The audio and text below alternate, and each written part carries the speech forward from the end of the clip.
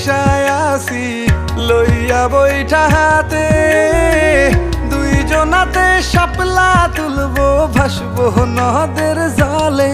ও তুমি স্রোতের মতো ভাইসো আমার নায়ের মাথায় বইসো, তোমার লইয়া যামু এক অচিন দেশে। আমি রাখাল হইয়া বাঁশির সুরে তোমারে ডাকি, বন্ধু তুমি আইসো আমার মনের বাড়ি।